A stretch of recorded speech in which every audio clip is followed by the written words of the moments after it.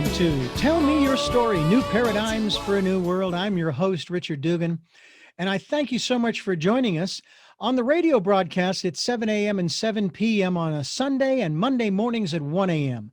The broadcast podcasts are available on SoundCloud, iTunes, TuneIn Radio, Spotify, Stitcher, Player FM, Blueberry, as well as richarddugan.com, the homepage, as well as the radio show's page. And we encourage you, if you can, to support us financially to keep the programs moving forward and take care of all of the ancillary things through PayPal and Patreon accounts. They are for your security as well as ours. We hope that you will do your part and do what you can if you feel led to do so. We'll even take energetic support as well. And we also encourage you to go to our guest's website. We'll be giving you that during the interview so that you can continue your evolutionary process. We also encourage you to spend time in meditation and prayer and just quiet time during 2020, the year of perfect vision, and the 2020s, the decade of perfect vision. And we hope that you will do that. Listen to that still small voice, that divine self, your higher self, and follow the promptings. And find that still, small, quiet, peaceful place where you can just relax and get a hold of what's really important in your life. We encourage you to do that. And we also encourage you to stay tuned to Tell Me Your Story, New Paradigms for a New World. I'm Richard Dugan. Stay tuned.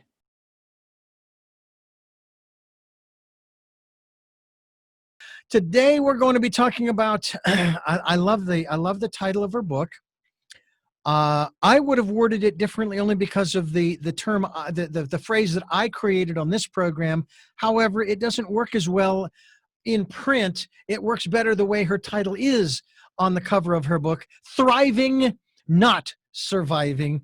These are the 5 secret pathways to happiness, success, as well as and fulfillment. And my guest is the author, Gina Gardner, all the way from the UK. Thank you so much for joining us here on the program. It's my absolute pleasure. Thank you so much for having me on the show. Now, the phrase that I usually use, the way I put it, is that we want to move from survival to thrival. Now, I know that's not really a word, but I'm hoping maybe by 2030 it'll be in the Webster's. Sounds good to me. But really, that's what we are talking about, moving forward, because you and I both know, and maybe we've even experienced this from time to time, we're getting really, really tired of surviving from minute to hour to day to week to month to year. I mean, it's just getting ridiculous. It's, we talk about the rat race and all of the other catchphrases that you want to talk about. It's like, what kind of a life is that? I mean, for a rat, it's great if they like to race. But for human beings, really? Is that what we were created for? To be consumer producers, to work 9 to 5, to in the United States, to live the American dream? I don't know what the British dream is, or the UK dream is, but it just seems to me like we've been going down the wrong road for so long that, there's almost this sense of there are people who don't want it to end. I mean, you're hearing, here we are in the age of COVID, and they want everything to be just like it was. And I sit here elated over them doing something different this time, as opposed to the influenza. You know how it circles the globe every year and we do nothing? Oh, get your flu shot. That's what we'll do. And we do that every year. People still die. People still get the virus. Why don't you shut the airlines down? Shut transportation down for 2 weeks. 2 weeks. How big of an impact could 2 weeks have? As compared to, from the time you and I are conversing, 2.5 to 3 months. Yep. I mean, it's just crazy. And so I'm wondering, in this, and I'll call it the time of Corona, are you thriving right now?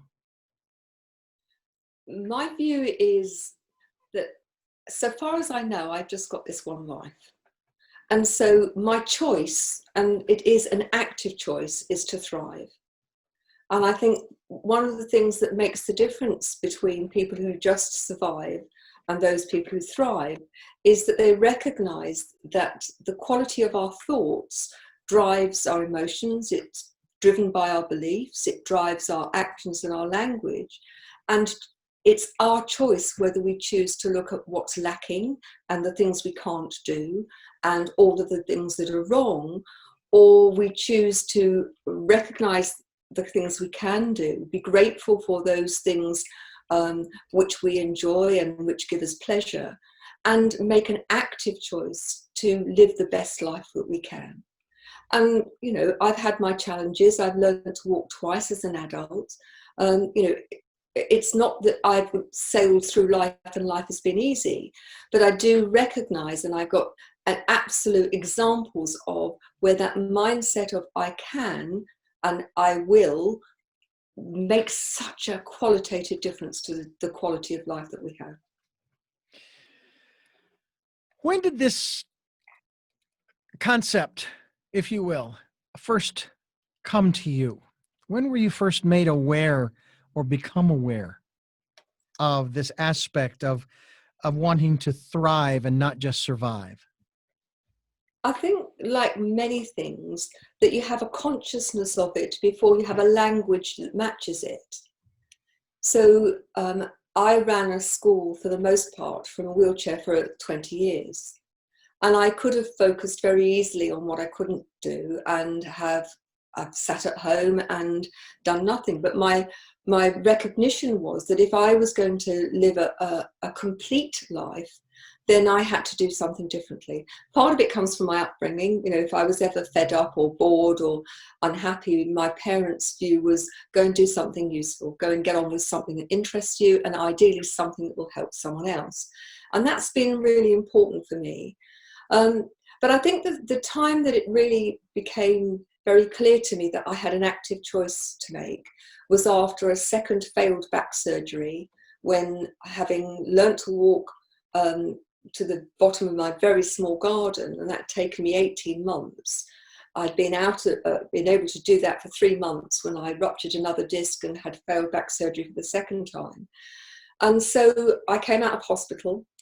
If somebody hadn't filled the kettle and put a cup on the side, I couldn't make a cup of tea. So 4 days after being out of hospital, I went to school. And I did something that I loved, that I was good at, that my mouth, my brain, my hands worked, and there were other people to do the heavy lifting.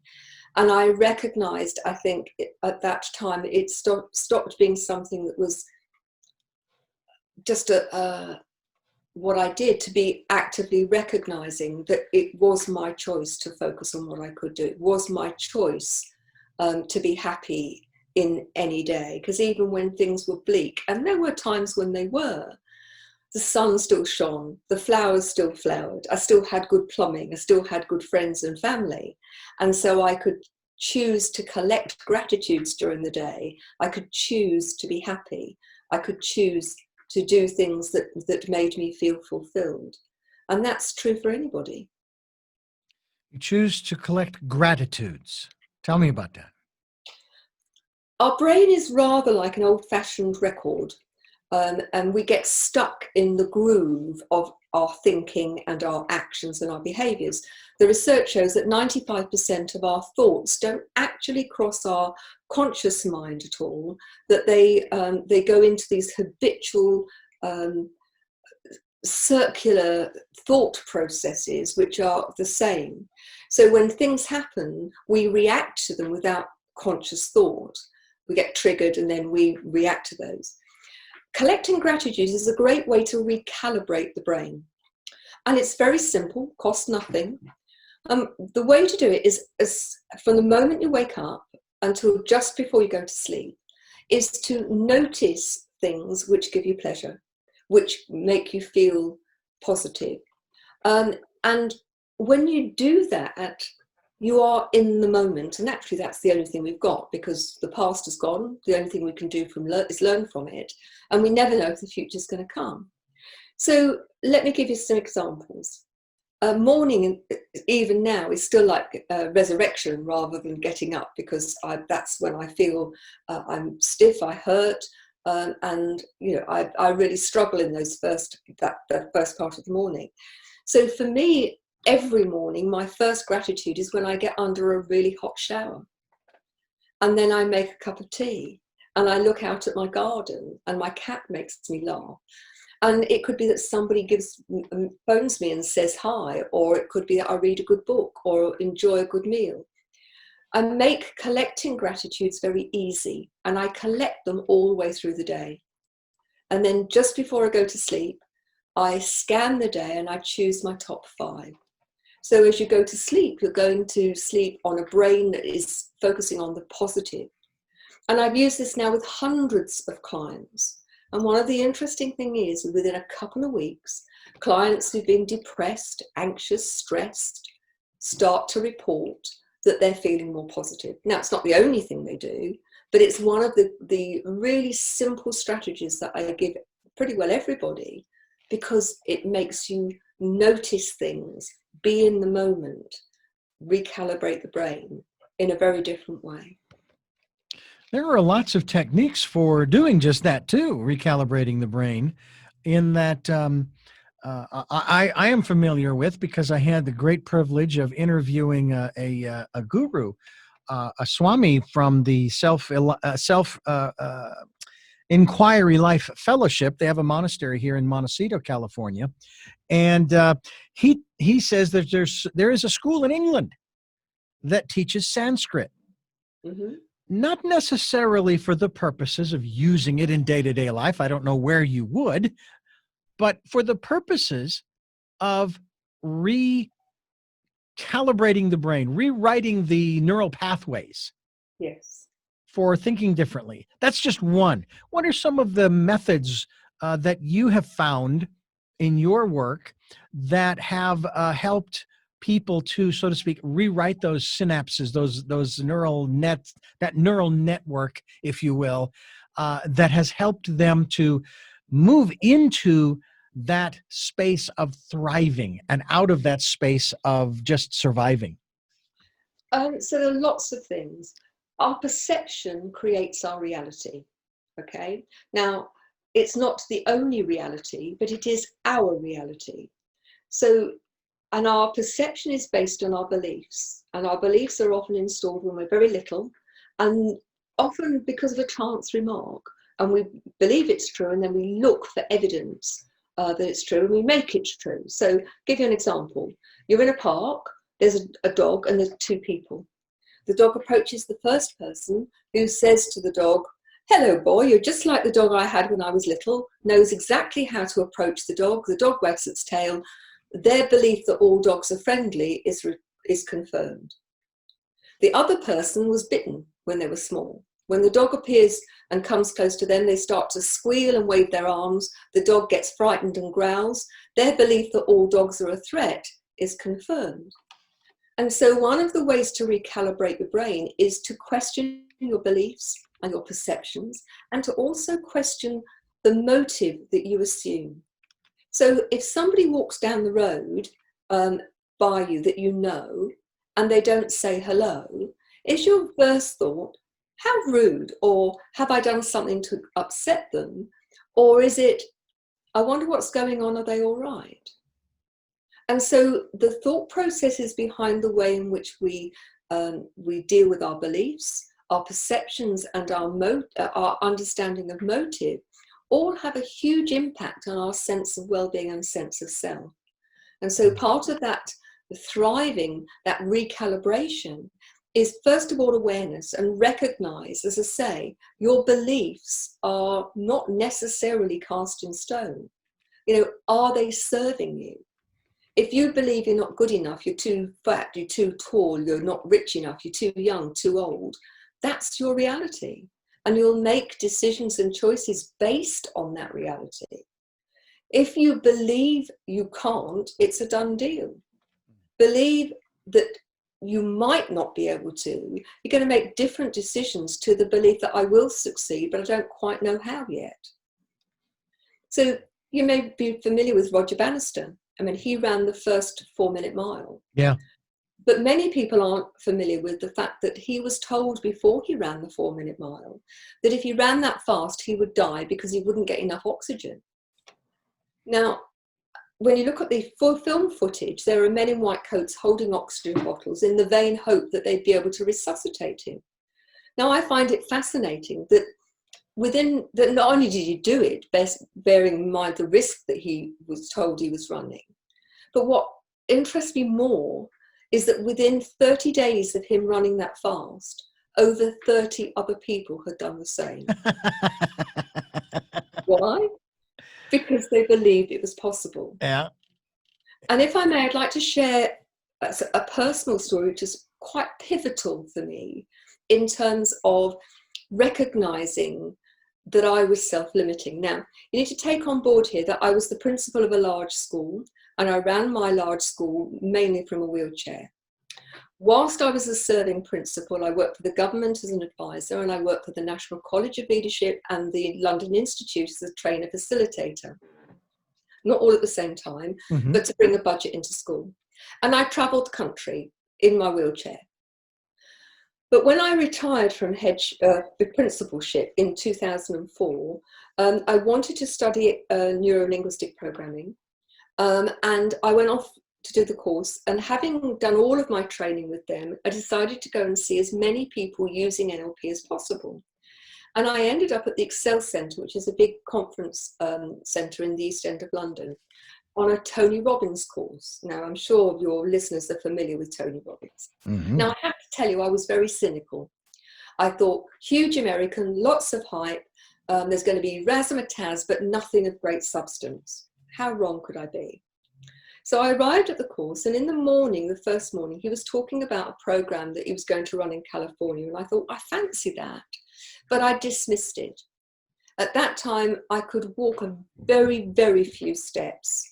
I had no travel electric wheelchair, and I dismissed the course out of hand, because how would I manage to fly to California, do the course, all in a manual chair by myself?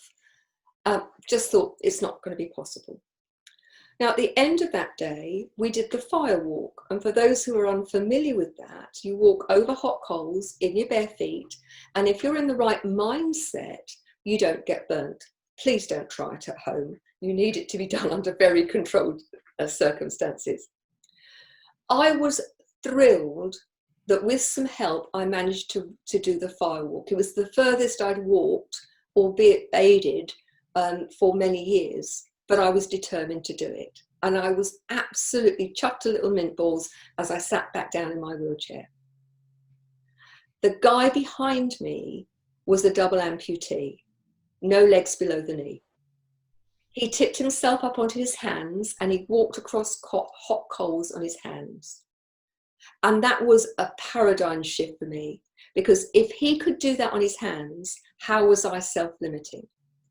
So that night I booked my ticket and I booked my flight. I went off and did the program, ended up doing all of his programs, becoming senior leader for him. I've traveled the world speaking, working, and for pleasure. And I can thank that guy for demonstrating very, very strongly that even though to everybody else I was pushing the barriers and doing stuff that they didn't expect people to do in a wheelchair, I was self-limiting. And so my challenge to anybody that's listening to this is, how are you self-limiting? What can you do if you really choose to step out of your comfort zone and have that initial discomfort and see the freedoms that come beyond that? As I was growing up through my early years in school, I came up with a phrase for myself, and it took a while.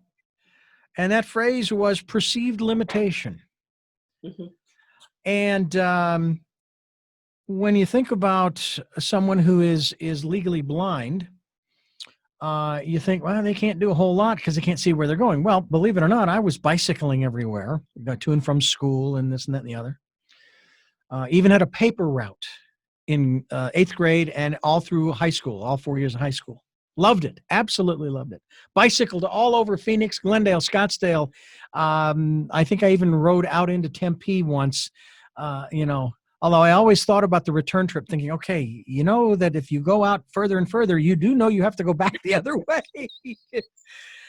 But that phrase has stuck with me from the standpoint of, again, perceived limitation. It's only a limitation is if you perceive it as such. Absolutely. And it's one of those things that we are trying to get across to people on this program in terms of, and I'm sure there's got to be a certain element of this in the UK. It's you certainly are seeing it in the news there from here. This constant dialogue about victimhood. It's always somebody else's fault that I'm in this situation, that we're in this situation, that our country's in this situation, that on and I put it in this context that and it may not be accurate, but it just I don't know, the thought came to me, and that is it's as if individuals who take that position basically they're stepping out onto the railroad tracks. A train is coming, and they're blaming the train for putting their lives in jeopardy. I think that that's a really good analogy. For me, it's about taking radical responsibility for your thoughts, your emotions, your actions, your words. So if you're in victim mode, and many are, you're handing over the responsibility for your well-being, your emotional state. I mean, how often do you hear people say, he made me angry or she frustrated me? And people are expecting somebody else to make them happy, make them rich, make them successful. The trouble with that is you got to put up with what they give you. And if they don't give you anything, or they don't give you what you think you want or what you need, then you're disappointed. But when you make the choice to take radical responsibility for yourself and everything to do in terms of your thoughts, emotions, actions, words, no one can make you fail unless you choose to not try, or you choose not to learn from that development. Nobody can make you unhappy. So for me, I think about we are the writers, the authors of our own life story. Doesn't it make sense to write yourself a damn good part? Why would you choose to be the victim or the bully? Why wouldn't you choose to be the hero or the heroine? Yeah. And people say, well, it's not as easy as that. But actually, that's a cop-out. Mm-hmm. It's the choice between, as you say, standing on the line and then bemoaning the fact that the train is about to wipe you out, or deciding that actually you can drive that train and you can decide on your destination. And when you do, it might not necessarily be the destination that you started out. I did never think that I was ever going to end up in a wheelchair. And I still use a wheelchair now if I go into town or I go traveling. However, what I realize is that there have been huge gifts in that. And it's my choice to see those gifts or just to see the negatives. So the book before Thriving, Not Surviving was called Chariots on Fire. The perception of most people is that the wheelchair was a thing of lack. For me, it's my chariot on fire. It enables me to do things that I wouldn't do otherwise. I have to say, I've always got it on full speed. It's never, ever on slow. And I can go and I can do a lot of the things that I would not be able to do if I didn't have that wheelchair. Yeah. And how miserable would life be if I've used a wheelchair since 1987. How miserable if the whole time I spent thinking, isn't it terrible I'm in a wheelchair? Isn't life difficult? Poor me. Rather than, okay, how do for me, it's always, how can I make this happen? A sense of humor is very, very helpful. A warped sense of humor is probably even more helpful, because there have been times when there have been some very strange things that have happened. Nevertheless, go into problem solving mode, solution finding mode, and you can usually find a way. Absolutely. I've always believed that there's always a workaround. And I learned that especially working with computers. But even before computers, I was taking a broadcast course. It was one of those 6-month vocational programs here in the States, here in Arizona, in Phoenix. And I jokingly say that I knew more going in than I did coming out. But I had an experience when I was there where they were having a problem with the console. It wasn't working. And they were checking this and they were checking the tubes and they were checking that and the other thing. And I said, did you check to see if it was plugged in? No joke. It wasn't plugged in. But isn't it But interesting? You talk about common sense. yeah, I have to tell you, I believe that common sense is pretty rare these days. it's not I too think common. a perfect example of how rarely common sense is used. Yeah. Well, I learned through that and other experiences. As a matter of fact, they were a creative group of people from the standpoint that they took this amplifier and the engineers on duty there at the school. This was back in the early 80s, I think in 1981. Mhm. And that was when you had your engineers on duty. And they actually turned that amplifier into a makeshift radio console so that you could run different audio through it and so forth. Now, that basically epitomizes a philosophy I have lived with for over 40 years in this business, but elsewhere as well.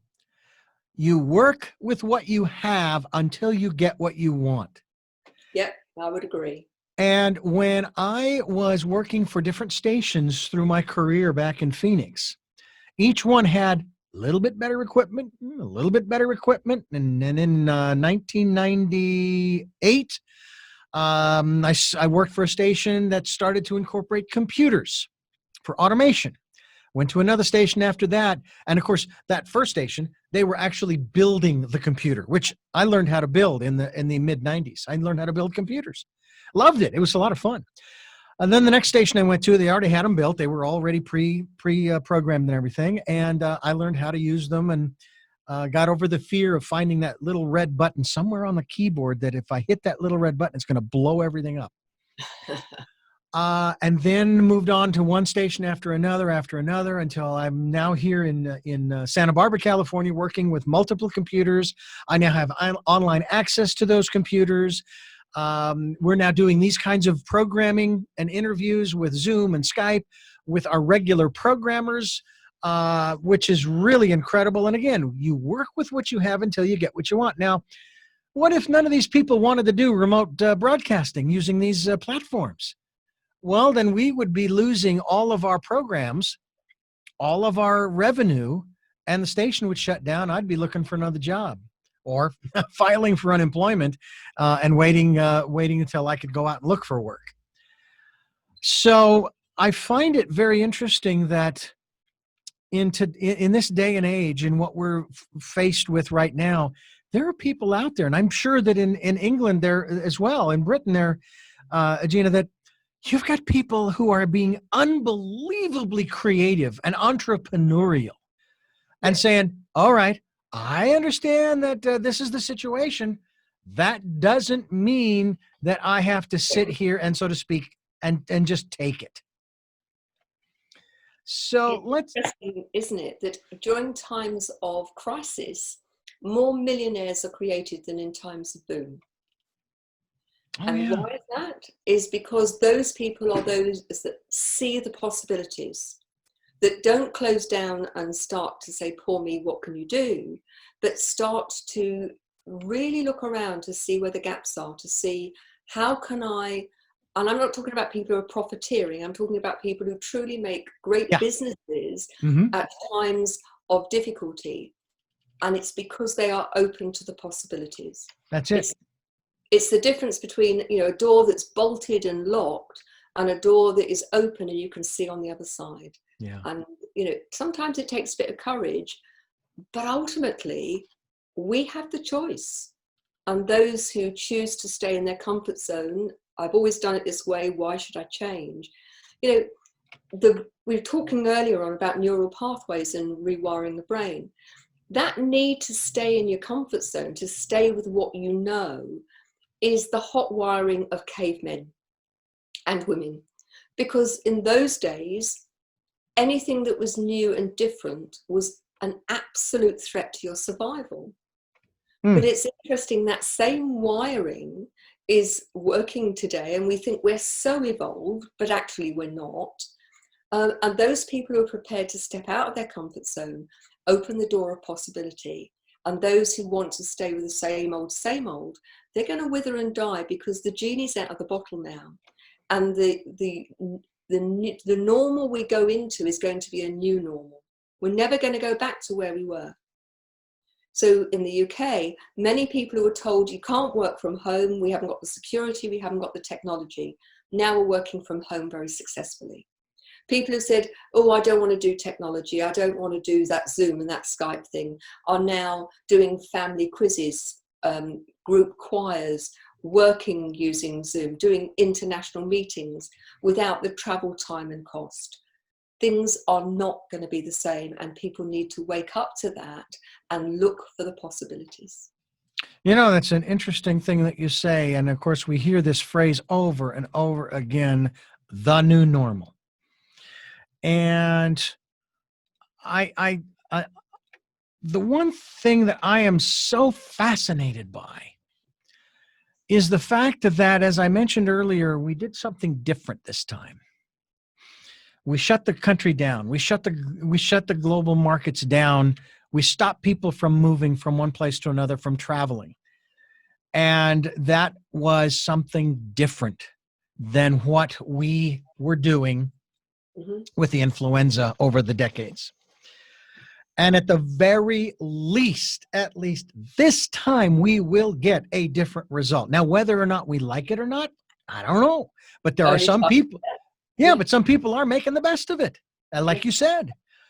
And it's interesting, you know, I talk to a lot of people, and to start with, there was fear, and that was the main emotion, you know, fear of the virus, fear of losing loved ones, fear of the unknown, losing jobs or being furloughed.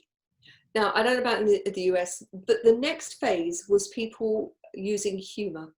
And we saw a huge amount of videos and pictures and memes and, you know, jokes, making light of it and getting it into a sense of proportion.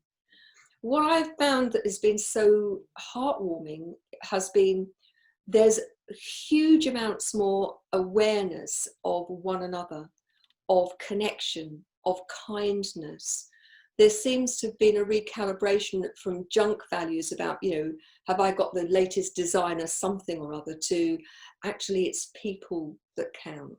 Mm-hmm. You know, 10 weeks ago, if you'd have said to me that you would find that the whole of the country, more or less, go out on a Thursday night at 8 o'clock and they clap and they bang saucepan lids to say thank you to the NHS and the key workers, that's the National Health Service and key workers, that it's not the celebrities and the footballers and the superstars who are being feted, it's the doctors, the nurses, the porters, the kitchen staff, the shop people, the dustbin men, mm-hmm. who are keeping us going and keeping us safe.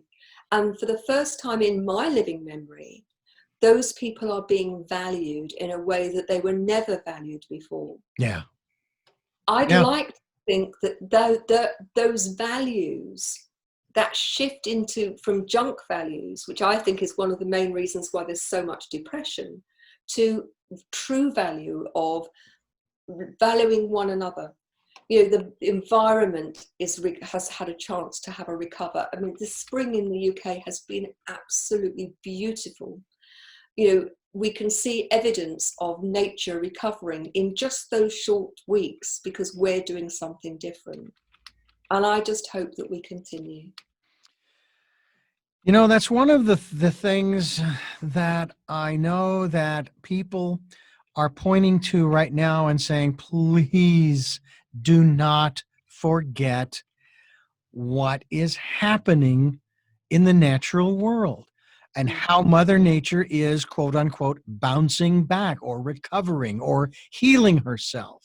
Yeah. I mean, the first reports out of Italy several weeks ago or months ago, actually, was the fact that, what was it, the dolphins had returned to the channels, the canals in Venice. And they had fish in the lagoon in Venice for the first time in living memory. Well, probably for decades, centuries. Just amazing. Yeah. It's just amazing what what is happening, and I'm hoping people will remember that. And I realize there are those who are very frustrated with the way things have gone economically.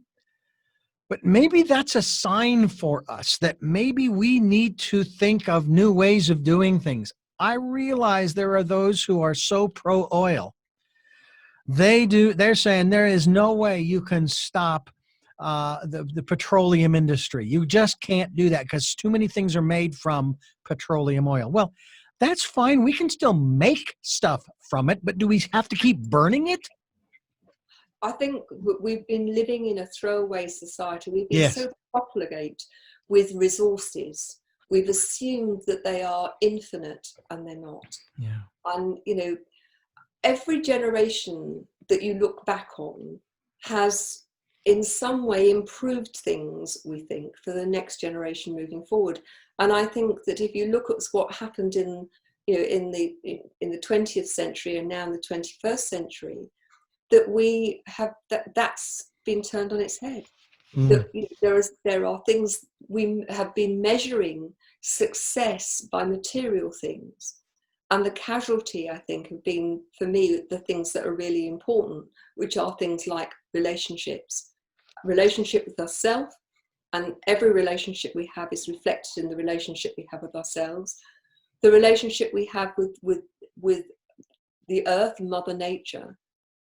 And I just hope we're going to do something different, because time is running out. Yeah. Listen, if we carry on doing what we have been doing, then we're going to run out and future generations will have nothing. Well, here in the United States, we have a couple of documents that go along with our Constitution. One's the preamble to it, and one is the Declaration of Independence.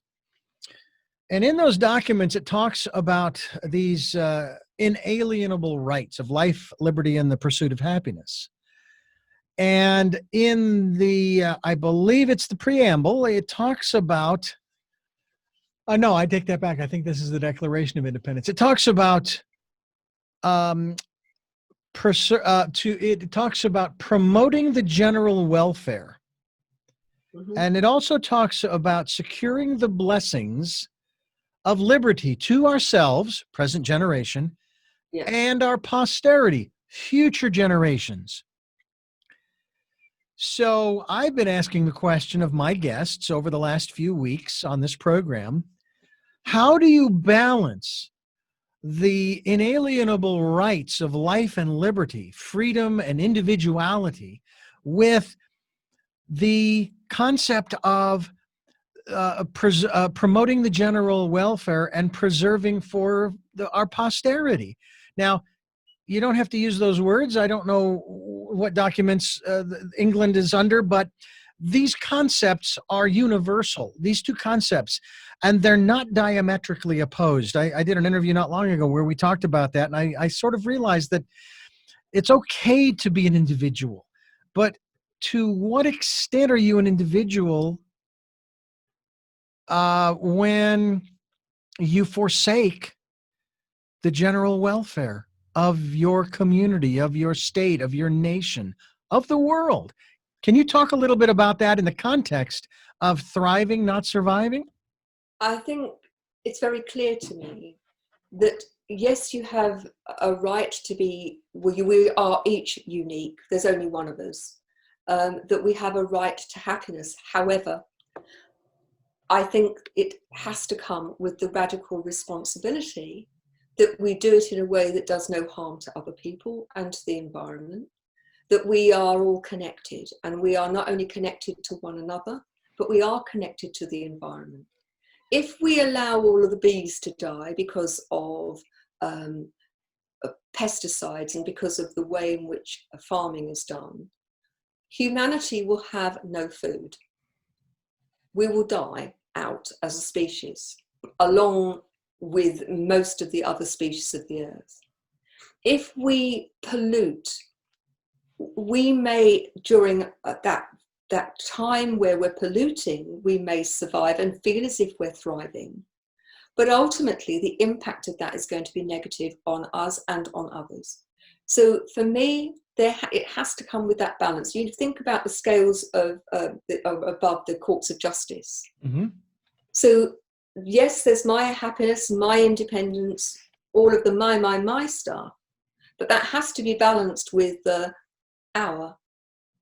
us collectively, us within the context of living on this planet, and there has to be a balance. So we're not more important than anybody else. We're not less important. We are as important, and we each have the responsibility to make sure that we do no harm and that we take our role in terms of making this place a better place to live. And if we all chose to do that, then the world would be a very different place.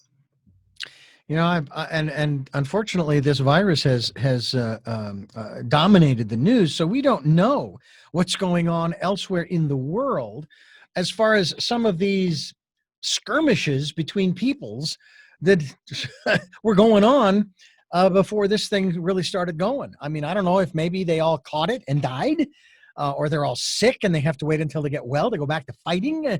You know, or what the deal is with some of these other stories that we had heard over and over again. By the way, just as a side note, I have always enjoyed, for example, watching here in the States, watching Sky News, because it gave a different perspective on what's going on in the world. I loved BBC News when we carried it here on this station, because it gave stories that you didn't get anywhere else in our national media. And I think that that's part of the problem, is that we, for whatever reasons, I mean, in the United States, we have this independent streak that says we're going to do it our way. I don't care how you've done it. I don't care if it was successful. We're going to find our own way. For some reason, we can't seem to learn from other countries, from other people, of other ideas. It's just amazing to me. How much further along we would be if we could just say, gee, you know, the Bangladeshi, they had this issue and they solved that problem, or the Scots, look what they did with that, and amazing. Why don't we incorporate that into our thing over here? We just, for whatever reason, we just don't seem to, as a nation, and especially as a government, we just don't seem to be able to do that. I want to take a quick break here. Thriving, Not Surviving is the title of the book. Gina Gardner is my guest, all the way from the UK via Zoom. The 5 steps, beg your pardon, the 5 secret pathways to happiness, success, and fulfillment. I'm Richard Dugan. This is Tell Me Your Story, New Paradigms for a New World. And we'll be right back, I guarantee you. Tell me your stories. I'll do my best to understand. And we're back. I told you we were coming back because we're thriving here on the program with our guest, Gina Gardner, and we're talking about thriving to not surviving. We're not going to survive anymore. We're going to thrive. We're going to move on to the next level of existence. Come on, let's do this thing. And now is the time to implement it. When things are shut down and nobody's doing the normal stuff, let's come up with some new things that we can talk about and we can do that will make this a better world for everybody. And Gina, first of all, thanks for staying with us here on the program. I wanted to ask you about these 5 pathways. These are secret pathways. So we'll talk very softly. We won't let anybody else but you and me know these secrets, okay? One of your secrets here, one of the secret pathways is right up my alley, because it's the focus of my book, Choices: 5 Steps to Life. And of course, that's pathway number 4 in your book. You have belief, love, success, choice, and then purpose and fulfillment. Let's talk a little bit about belief to start with. We'll move on to some of the others in a moment. Um, what beliefs are we referring to? Those that we get from our religious institutions as far as doctrine and dogma? Or are we talking about those concepts that have framed our mental, physical, and emotional makeup as an individual and why we make the decisions or choices that we make? They both, really. Okay. So as we grow, we develop a set of beliefs, blueprints to this is how life should be.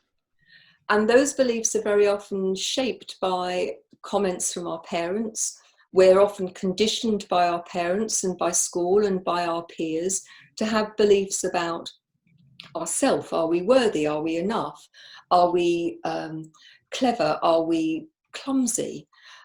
Beliefs about other people and the way in which we should operate with other people. Beliefs about money, about religion, about culture, sex, food, money, about every aspect, beliefs about every aspect of life. And our beliefs generate our thinking, because whatever we believe is how we filter the world, and we look for evidence to make that belief so. But the reality is that those beliefs can be changed. So I gave you the example of the dog and of Roger Bannister. Mm-hmm. Roger Bannister, achieving his 4-minute mile, challenged people's belief that if you ran that fast, you'd die. If you go back through history, and interestingly, you were talking about, that in the US you don't learn from other cultures. If only we learned from history. There are so many lessons that if we'd learnt them, life would be very, very different. But ultimately, if you live your life without challenging those beliefs, then you're going to live a life that's, you've always do what you've always done. You'll always end up with what you always had. So our beliefs for me are the fundamental starting point. And the reason I had these 5 pathways is because whether I was working with an individual life coaching or a couple working with both of them, or a team or a whole organization, we went through each of those pathways in some shape or form. Didn't always start in that order, but ultimately our beliefs about ourselves are what colors the world. And, if you've been brought up to think that money doesn't grow on trees, then you've got to work yourself to death in order to earn money, and other people are lucky and I'm unlucky, that becomes your reality. So they did some experiment about people who believed they were lucky. So they had a group of 100 people, and they asked them to predetermine where on the continuum they were between being extremely unlucky and extremely lucky. They then set up an experiment, and in the experiment there was a car park about 100 yards away from the front door of a house, and each person completely separately arrived at the car park and walked along the path where they had put down denominations of money, and some were easy to see and some were semi-hidden. Without exception, the unlucky people didn't see it at all. And the further they were on the continuum to being lucky, the more of the money they found. Now, isn't it interesting that if you believe you're lucky, then you will see opportunities open up that if you don't believe you're lucky, you won't even notice they're there. So our beliefs create our reality. But those beliefs they're not cast in stone. Just in the same way that those runners suddenly recognize that, I can run that fast and not die. Go back through history. At one time, you'd have been burnt as a heretic if you said that the world was round, and that they had theories for the world being flat in the Middle Ages, and that they could explain the wind, the tide, everything. But then there was a certain body of, numbers of people who started to recognize that the earth wasn't flat, because brave people moved away from the shoreline and realized that they weren't going to fall off the end of the earth. And then suddenly it was laughable to think that the world was flat. We have beliefs that in 50, 100 years' time, we will laugh at, or they will laugh at, because they have learned something different. And it's perfectly possible to challenge your beliefs, keep the ones that empower you, and actually ditch the ones that don't, and recalibrate those beliefs in exactly the same way that I did in that firewalk situation. I believed I couldn't possibly cope on my own going to America in a wheelchair. What rubbish that was. Because as soon as I believed I could, and I did. So beliefs for me start the thing, and then you go into relationships. Because as I said earlier, every relationship we have with other people is a reflection of the relationship we have with ourselves. So if you think about, do you have the same criteria that you use to judge how well you do?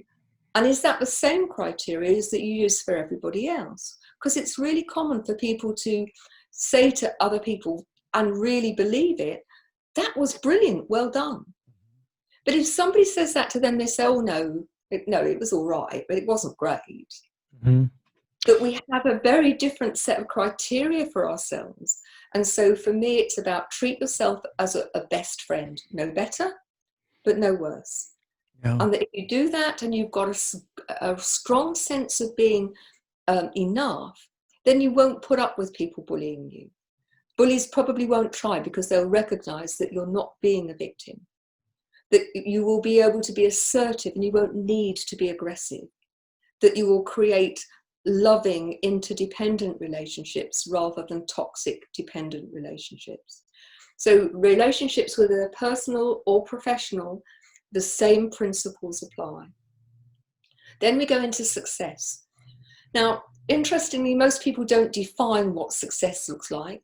So when they meet it, they don't know because they've changed the criteria already. And as many people in my experience fear success as fear failure. How many people do you know who sabotage themselves as soon as things start to get good? And so looking at the whole issue of what motivates you, how do you manage when things go wrong? Because the only difference between highly successful people and the general population is that highly successful people believe they can, and they keep going when life gets tough. They don't give up. So Dyson, he makes vacuum cleaners in, I don't know whether you have them in the US. Oh, yes. He was designated last week the richest entrepreneur in the UK. Wow. Do you know how many prototypes he made for his first vacuum cleaner before it worked? I'm going to say probably several hundred. 2,000. Wow. Oh. So if he'd stopped at 1,999, he wouldn't be the multi-billionaire that he is now. He kept going even when everybody else told him he was mad, because he had this absolute faith that he would find a way to make it work. Well, Edison has the same moniker, if you will, yeah. Here in the States, even though, that someone asked him, how many times did you fail before you succeeded with the light bulb? He said, I never failed. I just found 990 ways that it didn't work. And that's one of the things that I'm going to toss out here real quick before we move on. And that is that there's some words I'm trying to get rid of, and not just in my vocabulary, but in everyone's. Right and wrong, success, failure, they're experiences. Mm-hmm, I agree. They're opportunities. They're not good or bad. They just are. And it takes me back to the story of the Chinese farmer and his son. And a neighbor comes over one day and says, hey, how are things going? He says, well, my son was working with our horse, and it took off with a gang of a bunch of other horses, a herd of other horses. And the neighbor says, oh, that's too bad. And the farmer says, well, who's to say whether it's good or bad? Well, the next day he comes back over again and says, so how are things going today? He says, well, my son found the horse, and the other horses, the other members of the herd came along with him. Mm-hmm. I said, oh, that's fantastic. That's great. That's good. He says, well, who's to say whether it's good or bad? Well, the story progresses. The next day, the story is, well, my son broke his leg working with the first horse. That's bad. Well, who's to say? Next day, comes over and says, well, how's things going? I said, well, the military was by conscripting people. They wouldn't take my son because, of course, he had a broken leg. Well, that's good. And again, it just goes on back and forth, back and forth, back and forth. And the bottom line that I come to is this, that they are not dualistic. This is not a dualistic world if we choose not to make it so. They're just experiences. We don't fail. We learn how not to do stuff. Isn't it interesting, though, that if you asked people, have you learnt more when things have gone well, more than when things didn't go as you planned? And for me, failure, we've got to learn to fail better. It's not that we don't need to fail. We need to learn from that failure in order to move it on and to do something different. And I think as soon as you take on board that you are learning, it's no longer a failure in the accepted sense. Well, I have to tell you that in my life and in my experience thus far, it's been some incredible learning experiences, and one in particular that I remember I had back in the early 90s. I was working for this religious station. We were broadcasting from the transmitter site. The boss and I had gone through the process of renovating the area, the interior, putting up new counter space for a console and the equipment and so on and so forth. And as we finished up, he says, now, I don't want you to be moving any of the furniture without getting my permission first. I don't know what that was all about. Obviously, a control freak, but be that as it may, I said, okay, fine, no problem. Well, I was in the midst of training a new board op who became a very good friend of mine. And I had moved this huge cabinet because I was vacuuming. I was cleaning I was vacuuming the floors, speaking of Dyson.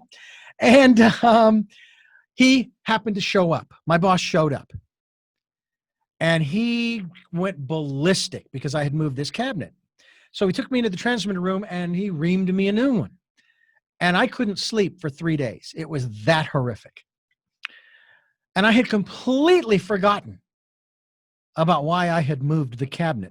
And finally, 3 days later, I called him up and I said, I need you to come out here. We need to talk. And he did. And I explained to him, I said, I haven't slept for 3 days. And I completely forgot why I moved that cabinet, which I know you told me that I wasn't supposed to move anything. Rearrange is really what he was talking about. Mm. I moved that cabinet so that I could vacuum. He couldn't have been more apologetic. Well, many years later, in 2004, 5? I think it was 2005. I was working for a different station. However, the ownership of that station had purchased the religious station with the same general manager. And I was in charge as the ops manager of making sure that we got all of the equipment hooked up right, making sure that it worked.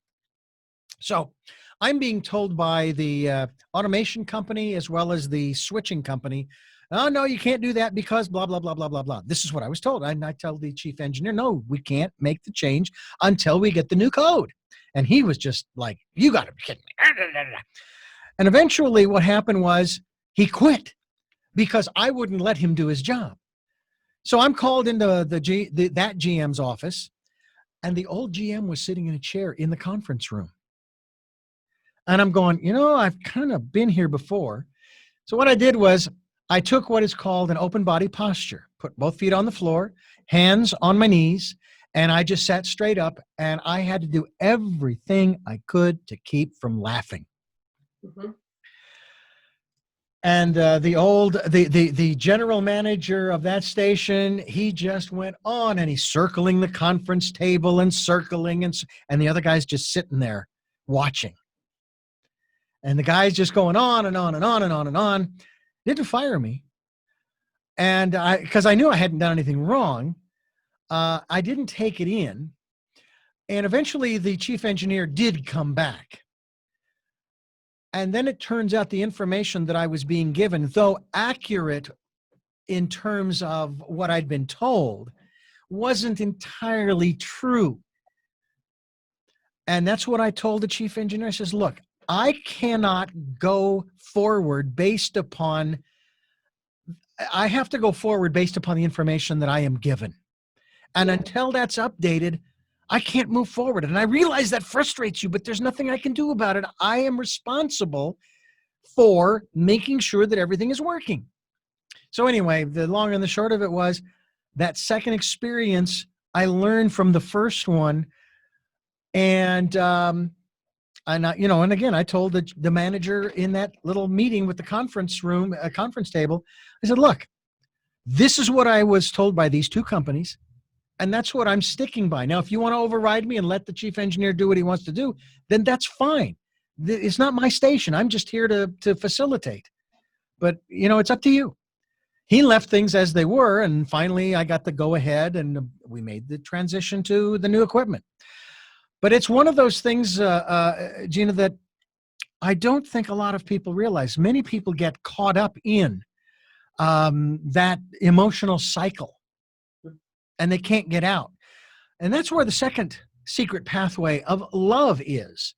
And we're not talking about the mushy, intimate love or anything like that. We're just talking about I'm going to put another word in there, human compassion and understanding. Absolutely. Talk to us a little bit about that. People talk about love being pink and fluffy, unconditional love, and they have an assumption that means I've got to be a doormat or you've got to let people do what they want. But if you love somebody, and I use the analogy of a best friend, you want the best for them and the best from them. You have high expectations of them. But at the same time, if they don't get it right, that you are forgiving, but you do expect them to learn from that. I mean, love is about really recognizing the value of somebody else, truly listening, truly seeing who they are. But it's also about being very clear with them. And going back to my principal days with children, I would say to them, this is what we expect from you. And I care about you too much to expect less than your very best. So it's up to you to start taking back to responsibility for giving us your best, because the only person you're truly harming is you. But it comes back to, you have to love yourself first. You have to have an appreciation that you are a unique, amazing human being with many talents, and you've got wobbly bits and all, and bits that you need to develop. And if you've got confidence in yourself, then you can develop those bits and accept that you are not broken. And if you have love and compassion for other people, then you want the best for them and you expect the best from them. Yeah. Well, I will tell you that one of the lessons that I have learned, and I learned it thankfully early on in my career, was that I wanted everybody to know how I did what I did. I wanted to pass that all on, because I learned very early on that if I didn't, and I didn't share what I knew, I was going to be stuck doing it for a very long time, and I wouldn't be able to go on and do new things. Yes. And that's very important to me. And I want other people to do the same. And I will tell you that we have somebody here at this particular station who I trained how to do some editing. And he's gotten more and more proficient, to where I was listening to the station one day and I heard this one piece of production and I'm going, that sounds good. I don't remember editing that. And I found out, of course, it had been him, obviously, because I hadn't done it. And I said, hey, that was fantastic. Thank you. That was a great job. Yeah, I thought it was mine. I was very appreciative. I wasn't trying to take credit by any means. I knew that I guess I taught him right, and he progressed in his own right. And that's really what it's all about, is giving people opportunity. But isn't it interesting? For me, if you step into your genuine power, if you, as a manager, as a leader, if you operate out of enlightened leadership, a big part of that is recognizing the potential in other people, and then nurturing it and developing it so that they are able to develop into their best selves.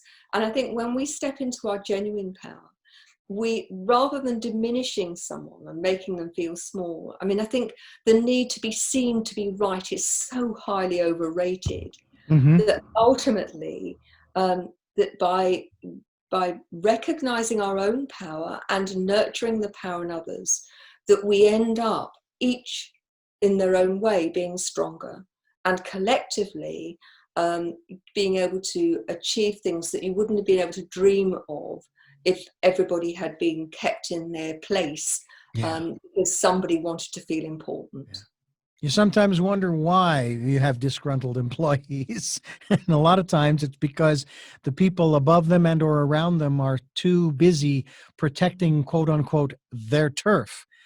And I think it would behoove those people to remember who owns the company, you know? Now, you know, my view is that your ego should be left at home under your pillow with your pajamas. Or there your you night. go. There you go.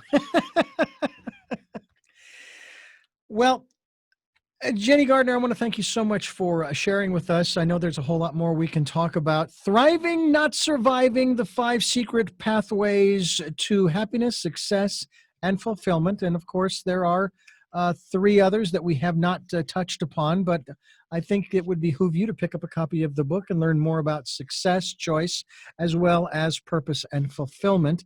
And just remember, this is not the end. There is more. And this book, of course, is available obviously at Amazon and so forth, as well as on your website. And what is that website so we can let people know where to go to find out more about you and the work that you do? So genuinely hyphen and the word you.com. So genuinely-you.com. And if they're interested in enlightened leadership, then enlightenedleadership.co. So genuinely-you.com and enlightenedleadership.co. And those are what are on the wall behind you there, big old banner and behind you there. And we certainly encourage people to go there. We'll be linked to your website as well so that people can go straight there from as they're listening to this interview. And we certainly thank you so much for the time that you've given us today. And should you ever find yourself here in Santa Barbara when we get the chance to start moving around again, we'd love to have you in studio to continue the conversation.